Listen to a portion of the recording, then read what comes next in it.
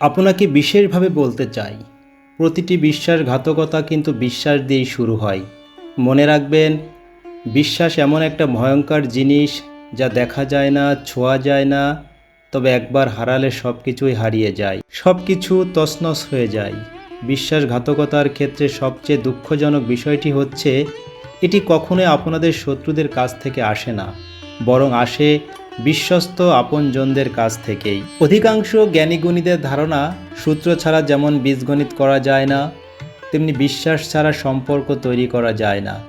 মনে রাখবেন, হারিয়ে যাওয়ার সূর্যকে ফিরে পেতে 12 ঘন্টার মতো সময় লাগতে পারে, কিন্তু হারিয়ে যাওয়া বিশ্বাস সারা জীবন অপেক্ষা করেও ফিরে পাওয়া সম্ভব নয়। পৃথিবীর সকল সম্পর্কের মধ্যে একটা শব্দ থাকে, সেটি হলো বিশ্বাস। সর্বদা মনে রাখবেন, হিংসার ত্যাগ করতে গেলে সবচেয়ে আগে প্রয়োজন হয় অপরের প্রতি ভালোবাসা আর বিশ্বাসের। একটা কথা কখনোই ভুলবেন না, নিঃশ্বাস হারালেই দেহের মৃত্যু হয়, কিন্তু যদি বিশ্বাস হারাই তাহলে মনের মৃত্যু হয়।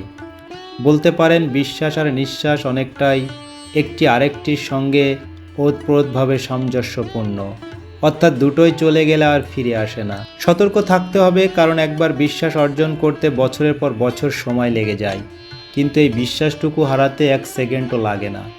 আজকাল চারিদিকে যেমন অবিশ্বস্ত মানুষের হাহাকার চলছে, অন্ধবিশ্বাসের পরিণামে প্রতারণার শিকারের মানুষ দুর্বিষহ হয়ে উঠছে। এরকম এই অচল দুনিয়াতে টাকায় ভরা হাত তার চেয়ে বেশি, বিশ্বাসে ভরা হাতটা বর্তমানে অনেক বেশি দামি। যদি বিশ্বাস করতে হয়, তাহলে এমন কাউকে বিশ্বাস করো যার মধ্যে নীতি আছে, যে কখনো কোথাও কোনো কাজের বরখেলাপ করে না, যাকে বিশ্বাস করলে নিশ্চিন্তে তার সাথে সারাটি জীবন পার করা যায়। সেরকম কাউকে বিশ্বাস করা উচিত, সেরকম কারোর সাথে পথ চলা প্রয়োজন। এটি জীবনের দাবি, সুন্দর ও সুখময় ভাবে বেঁচে থাকার জোর আবদার।